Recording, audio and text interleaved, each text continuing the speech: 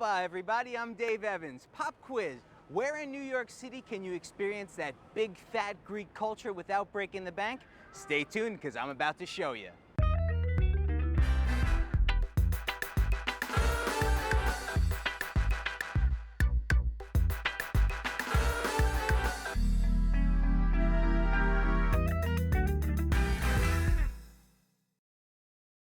Welcome to $9.99, the show that takes you to great spots around the city that are either free or inexpensive, but are always under $10. Today we're touring Astoria, a part of Queens that's home to the largest television production facility in the city, plus it brings a little bit of grease to the Big Apple. So get ready, because there's plenty to see and do, and we're doing it on the cheap.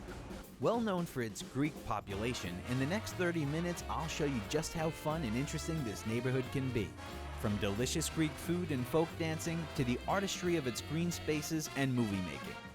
Located in northwestern Queens, Astoria borders three neighborhoods: Long Island City, Woodside, and Sunnyside, with the northwestern tip running along the East River. You can get there by taking the N, R, and Q subway lines or the bus. But remember, always check the latest subway and bus information.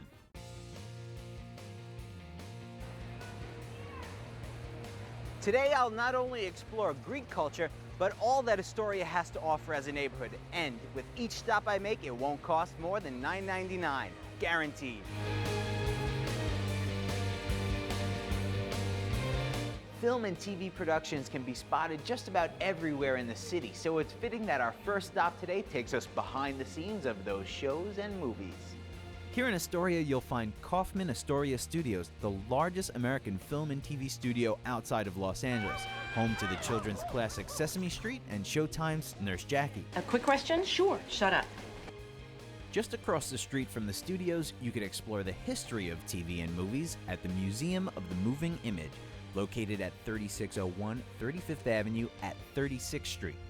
At the Museum of the Moving Image, you could go behind the small and silver screens to learn about the art, history, and technology of film, television, and digital media. So I'm here now with the founding director of the Museum of the Moving Image, Rochelle Slovin. Thanks so much for having us. Thanks, Dave. This is an incredible museum. It's got so much happening, but tell us about the beginnings of the museum. Oh my goodness, you know, when I first came here, there were tears coming down my eyes because this neighborhood was devastated. The studio was vacant. There were pigeons in this building, but we were part of the Astoria Studios redevelopment. So this museum really grew up because the city of New York was committed to making a movie studio happen here. How do you start a collection of such great pieces? Well, you're dependent on the kindness of strangers. We've been really, really lucky. A lot of people have donated a lot of material to us. In fact, almost everything here is something that somebody donated because either they wore it, like some of the costumes behind us in a movie, or because they used it, like cameras and projectors. We have got now about 150,000 artifacts and growing every day. Rochelle, the core exhibits are changing, new exhibits are always coming in. Tell me a bit more about the evolution of the museum. Well, you're standing in a core exhibition now. This exhibition just changes gradually over time. It doesn't change all at once. And that's because we want always, for every visitor, to get the story of producing, promoting, and exhibiting motion pictures and television. Anybody who comes here will have an idea of the whole industry and of what it takes to make a film or a television program. On your website, there's more than just information about the museum. It's a resource tool in and of itself. One is called Moving Image Source, and it is a kind of like a magazine. Hundreds of articles about all kinds of directors and different films. And then there's another really exciting website that we have called The Living Room Candidate. It's the history of presidential campaign commercials since 1952, and I like to say it's like M&Ms. You can't just watch only one. Now is the time for all good Americans to come to the aid of their country. Vote for Eisenhower. We're happy and thrilled that we're here in Astoria, that this neighborhood is improving by leaps and bounds. Just really go, go, go, Astoria. So I'm joined now by Chris Wisniewski, the Director of Education here at the museum. So Chris, tell me about the educational programs here. It's a really family-friendly and kid-friendly place, so we see over 30,000 school kids here a year from all across the city and actually all across the country. We also have family programs on the weekends, programs for teens on the weekends and the summers, but it's also a great place to come if you're a movie buff or just someone who's interested in the subject. The great thing about this museum is it's not just going and looking at things. There are monitors giving you demos of everything everywhere you look. It's a really engaging place to come, and you actually get a chance to make things and take things home. One of the great interactive features here at the museum is the video flipbook. And for a small fee, you record a 5-second movie, and then on your way out, you pick up the pages and assemble it into a cool take-home souvenir. Check this out.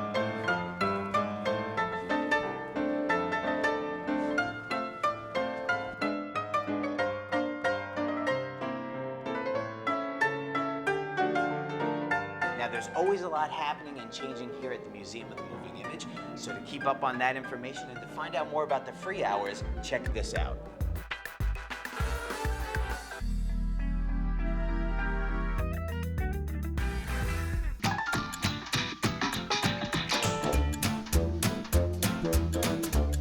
Greek culture is alive and well here in Astoria, Queens. You can tell this by all the Greek coffee shops, cafes, markets, and restaurants. And did you know Astoria wasn't always a Greek neighborhood? The Dutch and Germans first settled Astoria in the 17th century, followed by the Irish and later the Italians. By the 1960s, large numbers of immigrants from Greece and Cyprus arrived, creating the largest Greek population outside of Greece itself. Today, Astoria is a cultural mixed bag with an overriding Greek flavor that can be experienced at the turn of every corner.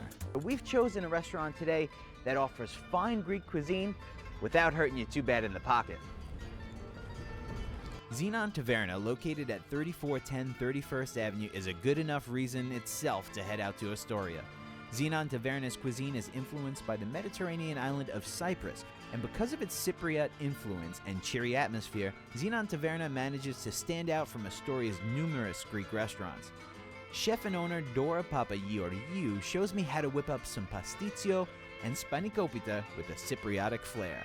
So I'm in the back of the kitchen now here at Xenon Taverna with Dora, and I know we're making pasticcio, which is basically kind of like a Greek lasagna or baked ziti, but maybe even a little bit more delicious. I'm Italian, so I gotta be careful saying that. Put it all right in? Put everything in there so we can cook the pasta, our onion, the chopped meat. Which is, in this Which case? in this case is pork. I'll help you out here. We got the flour. Flour, okay, so we're gonna make a basic roux here then. Yes. And a lot of Cyprus cheese, Cyprus cheese. halloumi, from sheep and goat. And goat. Very salty. Yes, it is. We add our milk. So this is a family style dish too, Yes, right? it is, of course. Something that the family will just enjoy with the salad. And we are ready to assemble our pasticcio. All right. We have all these great ingredients, but now we got to put it together. Yes. So what do we do first? And the best way to enjoy your pasticcio is by making it. So you're making pasticcio today. Sure. You work a Okay. little harder, it tastes better, right? Oh, definitely. We're gonna add our eggs to the cream, dry mint. Get the halloumi that you like. Halloumi cheese. Add as which I much as a you lot. like. Well, you tell me how much is. It's up to you. Well, the more the better. The more the merrier, right? And we're gonna add a little bit of cream. Just a little bit. Okay.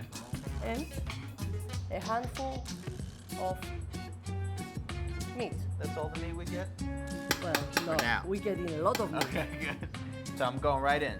You mix them all together. This seems like the type of dish that if you have kids in the family and you're making it at home, this is a great part to help get them involved, right? You get them involved, but you want to finish the pasticcio. Right. Not for the kids to play. Right, you don't want it on the floor and in their hair. Now you add this Right on top. right on top until your pasta is covered. Don't forget the corners. Don't forget the corners. This sure On is top. fun. Now we're gonna put the sauce on top. Okay. You want me to do that? Yes. I don't want to be responsible if anything goes wrong. Now you get the halloumi cheese that you like. Yes. And you spread it on top. Okay. And we go back into the kitchen to prepare the filling for the spanakopita, a savory spinach and feta cheese pie wrapped in phyllo dough. We add our spinach, Okay. pepper, and a little bit of salt. This is the dill Okay. that we're gonna add to this. How much of it? All of it. All of it. I like that. A bit of sour cream Okay. to make it a little bit creamy, and 2 eggs. Okay. You mix all that up. Phyllo dough, which is it's just a very thin. Very thin layers of phyllo. We're gonna add So, some butter. Melted butter. I make one and you make the rest of it. Sure. I got it. It's better for me to see it first. So it's nice, not too much dough, but not just a little bit so the spinach will come out. Right. And we roll it. Okay. Oh, that's how you get that great triangle shape. So now I'm putting. I want to put it more towards this side. Yes. Okay.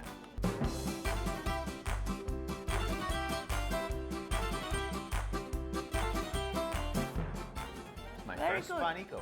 Let's head back there. Let's go.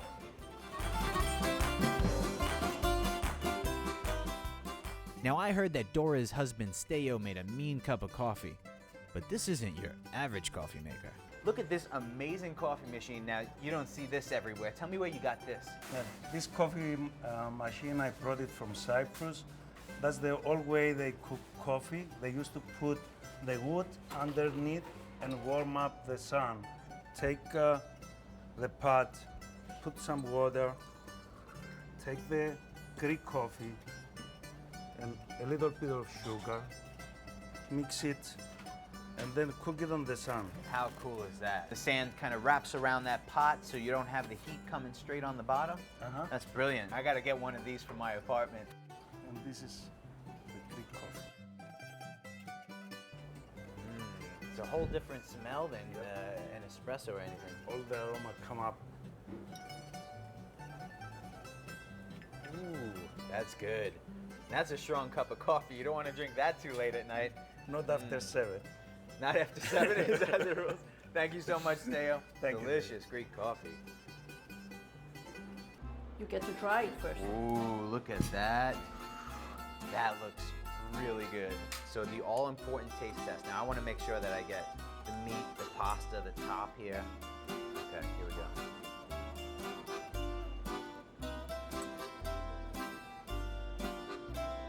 Oh yeah, that is delicious. See now, because we waited to add the cheese till the spinach cooled a Yes. little, you see the cheese. Yes. It doesn't just disappear into Yes. the spinach. Okay. Oh, that is delicious. The Spanicopita, $7.95. A takeout order of this delicious pasticcio costs only $9.50. Will you be my adopted Greek mom? Why not? I've had an amazing time. Me too. It was Thank great. you so much for I coming. will be back, and if people want to come back to Xenon Taverna, tell them to check this out. Check this out.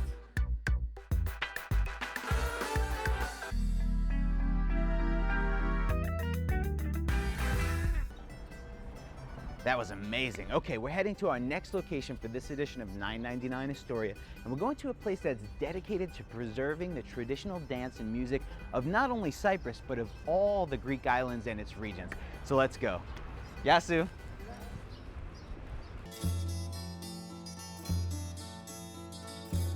I'm at our next location, and I'm taking up one of the oldest Greek traditions, dance, which the ancient Greeks believed to be invented by the gods and given as a gift to a select few in the mortal world. We'll see about that. There are more than 4,000 traditional Greek dances that originated from all over Greece. The best place here in Astoria to learn about dancing is the Greek American Folklore Society, located at 2180 Crescent Street. Here, dancing is a serious matter. GAFS was founded in 1983 as a non-profit organization and within a few years became one of the most respected Greek folklore organizations in North America. I got to enjoy my own private performance given by dancers Anastasia, Dimitrios, and John.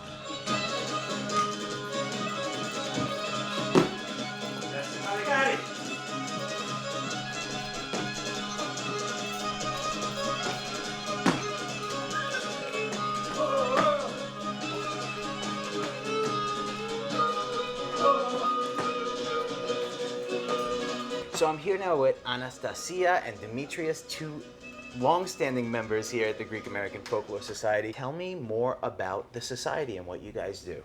We try to present, preserve, maintain our Greek heritage and culture through music, dance, and customs associated with village celebrations.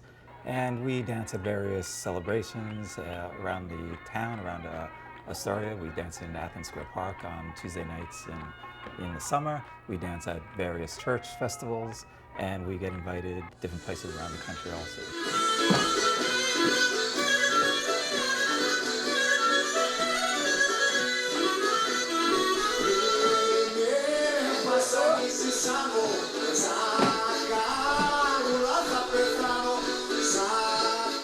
Tell me a bit more about the range of different dances and how they relate to the locations that they come from. Greece is, in reality, a pretty small country. I mean, they tell us that the geographic size is like the square miles of like the state of Louisiana. Really? But there are so many incredible sub-regions within it, even within language. I mean, there's different dialects, but the way that people dance, the way that their costumes, the way that they cook food can all be represented by regions and then even micro-regions within that. So within these regions and micro-regions, there's a vast amount and quantity of different types of dances.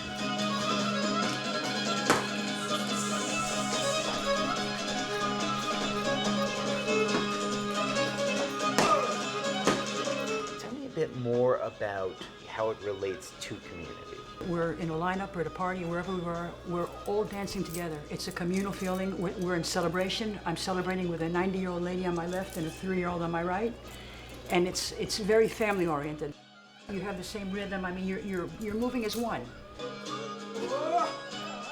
We've been dancing, whether we're doing it in this group or whether you're doing it with your family or in the village setting, you've been dancing with those same people for your entire life. So your connection is just, it's a given.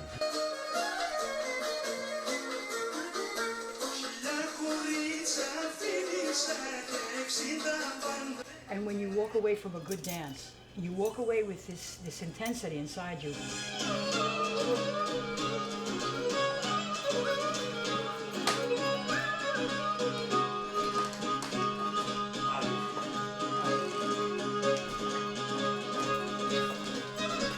I can't help but notice these beautifully ornate costumes. I'm guessing that's also a very special part of things. Special part. And each specific area has their own costumes, their own dances, their own music. There's some instruments that are going to be played more on the islands that they're going to be played in the mainland. We have an incredible collection of costumes. This one is a copy, this one is a copy. This one here is an original piece. Just to give you an idea, the amount of embroidery and the work that's gone into these pieces. Yeah, this is pretty amazing. This is all hand done. This is all hand done. And the women would do this as part of their dowry in preparation for their marriage. Now, how old would a costume like this be? This costume, I estimate, is probably about 60 years old. We certainly have some costumes that are at least possibly even 200 or more years old. So our costume collection for the Greek American Folklore Society, costume collection of Paul Guinness, is, I could say hands down, the foremost costume collection of Greek costumes in the Western Hemisphere. Amazing. Anywhere outside of Greece. Passing it on to the next generation has got to be one of the most important things. Yeah, our aim and our goal is just to do these dances, certainly present them, and hopefully instill the love and passion for them. Dimitrios and Anastasia decided to show me a few basic Greek dance moves. 2, 3, touch, step, touch. Now right.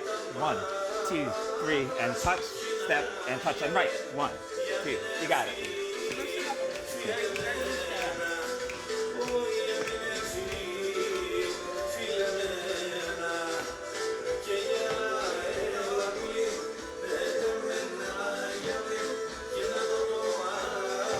You got it. Yeah, okay. I don't know why it took me so long.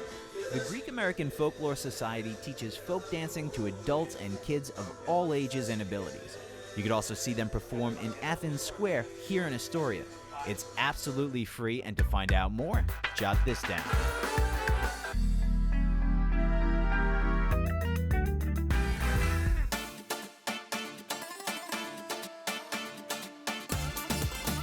Well, we've reached our final destination here for $9.99 Astoria, and we're at a park whose name pays tribute to the famous Greek philosopher Socrates, as well as honoring the large Greek population here in Astoria.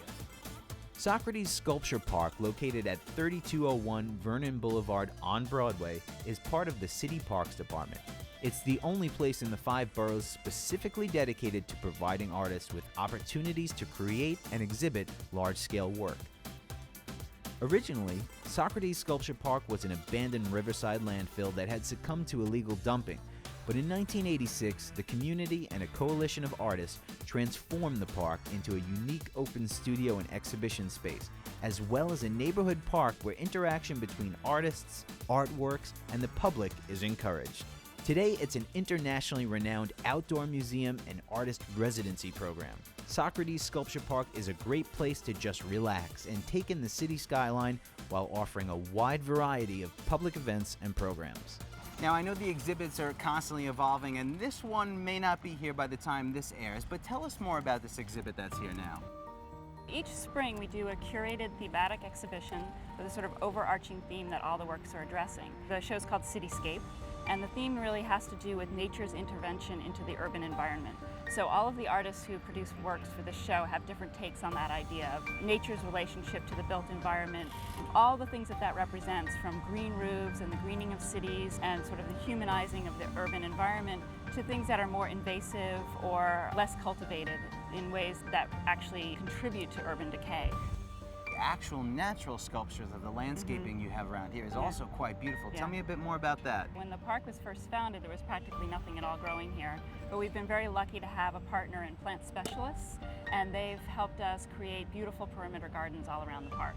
Just tell me a bit about what you see for the future of this beautiful park. Well, I think, we have a very good relationship with our local community and with our community of artists, and free public programming is very, very important. Workshops for children, opportunities for artists to create work on a scale that they wouldn't otherwise be able to do, especially within New York City, is very, very important. So we're just working on maintaining and expanding all of those things. Tell me a bit more about the public programs that you offer here at the park. Well, Allison mentioned a number of them, and I wanted to say that they are always free and open to the public. We host an array of different programming. A lot of them are family oriented. We have kids sculpture workshops every Saturday over the summer. And we just started a new initiative of adults workshops as well. Everything from cooking with fire to how to garden in an urban setting. I understand that there's also some fitness programs here. Tell me a bit more about that. Every weekend, we also have free Tai Chi in the park, yoga, and capoeira in the park.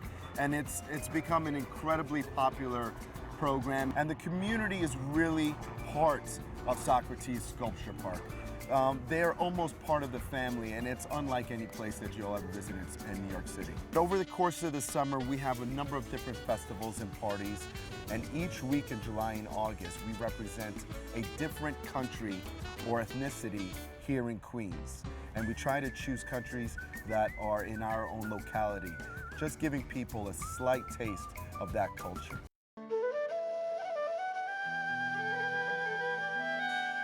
The most popular event that we host here is the Outdoor Cinema Program, presented in collaboration with Museum of the Moving Image and Rooftop Films for the very first time. Now, Museum of the Moving Image has been our partner since the beginning of our 12th annual International Film Festival. What's great about Socrates is that you get a little bit of everything. I've been coming here for probably the last 4 or 5 years, every Wednesday. It's just being outside, open air, the food, the music, the people, can't beat it. This is my second time. We came 2 years ago and we saw an awesome film, and we're ready to see a great animation tonight. For the very first time, we are representing Ireland.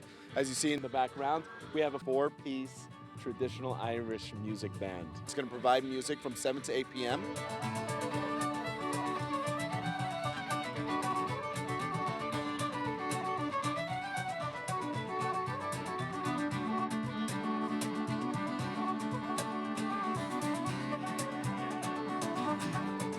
Where can you go in Manhattan or in New York, or any of the boroughs to get a free movie? This is great stuff.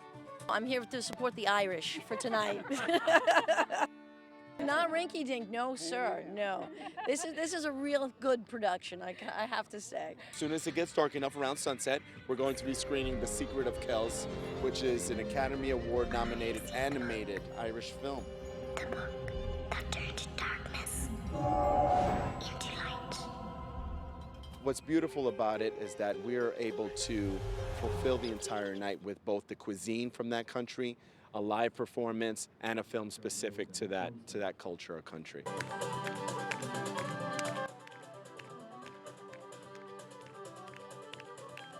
And they always have really interesting programs here, like they focus on more kind of things away from the mainstream, like more independent, or like they delve into other cultures that people might not be familiar with.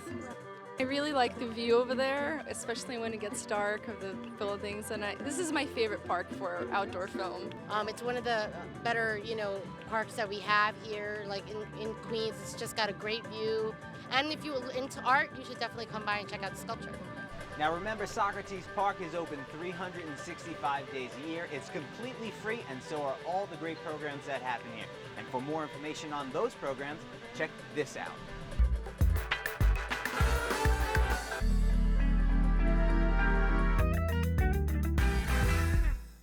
And all the locations we visited today in Astoria have kept us under our budget of $9.99. Today I spent $9.50 at Xenon Taverna for pasticcio, and every place else didn't cost us a thing. See, you don't have to have tons of money to have a great time in New York City. All you need is a great sense of adventure. For $9.99, I'm Dave Evans. We'll see you next time.